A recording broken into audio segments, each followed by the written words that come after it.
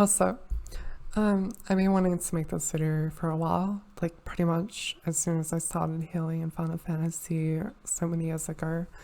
But I never did because like there's so many guides and stuff already out there.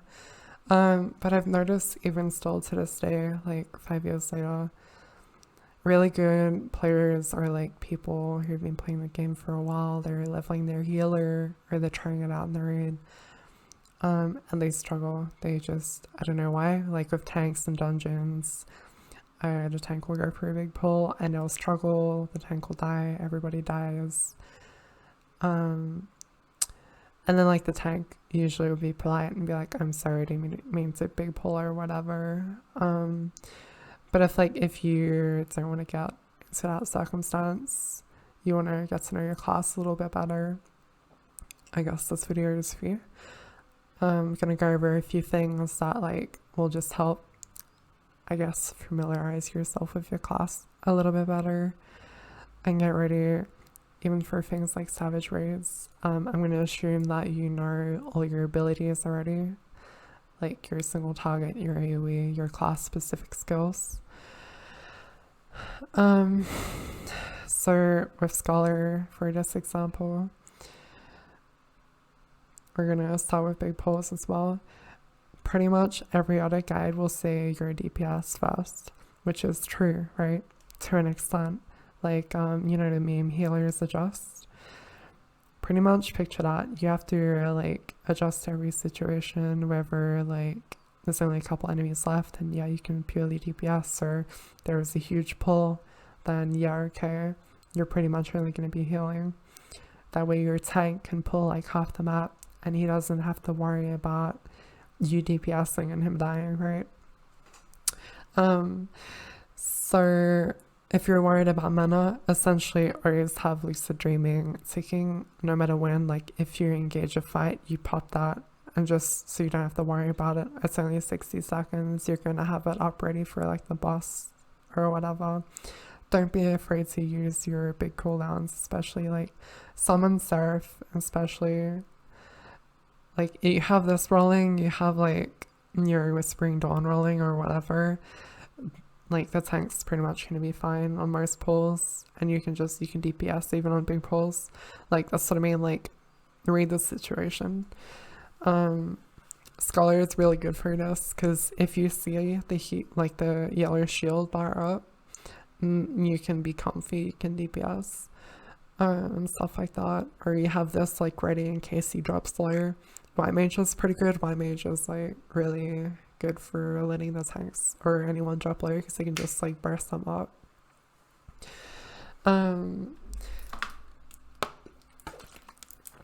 So yeah, like don't be afraid to use your abilities even just on cooldowns because they'll be up for the next boss. And plus, you'll learn how your class synchronizes really well with its skills.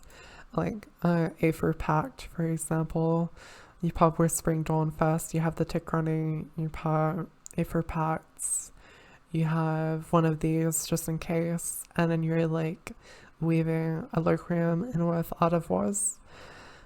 And like your tank essentially then can pull literally half the dungeon and be fine. And like they will love you for it. When it comes to your savage raids, that's when you'll be, or even just like a normal dungeon boss, that's when you're going to be wanting to pretty much DPS fast and notify, like if you know an AoE is going to come and you're a scholar, you're going to want to pre-shield or your pre-buff and like pop a sucker just so everyone has like shields. Because I noticed people get confused with scholar, like they start learning and they get into a fight and you'll be like, yo, Scholar's heals don't really do much. You'll be like spamming this trying to heal everyone back to full health. Yeah, that's not what Scholar is for. You're there to prevent damage. You can, if you really need to, you can pop Fey Blessing with the skill, and then like as soon as you're casting Sucker, as soon as the cast is over, I'll pop this and it will just make the skill, 2 skills feel like one and heal a lot. And like that's pretty much it for savage raids. No know your tank busters too, get ready for those. You know, you can combo recitation with like that skill. Yeah, that's pretty much it. Like the big focus is just like, don't be afraid. Challenge yourself a little bit. If you really want to become like a good healer and you love healing, like don't like hold yourself back to just like DPSing only, right? Or whatever other guides tell you to do. Like fuck that, honestly. And people love you to it. I've pretty much only played Scholar, like these I leveled up, but I only play Scholar, and I've got like all my combinations just from healing. What else? That's pretty much it, I guess. If anyone's interested in my history in healing, I've healed E5 through to E11 Savage. I didn't do E12 because I stopped playing around at the time my group started progging that because of IRL things.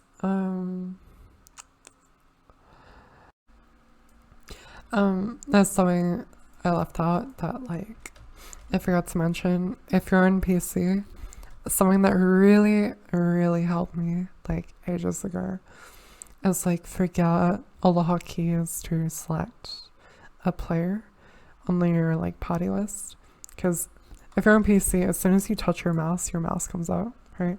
So you just like click directly on the name to then heal or revive someone like instantly. It's really nice. And that'll be the end of the video. Thank you.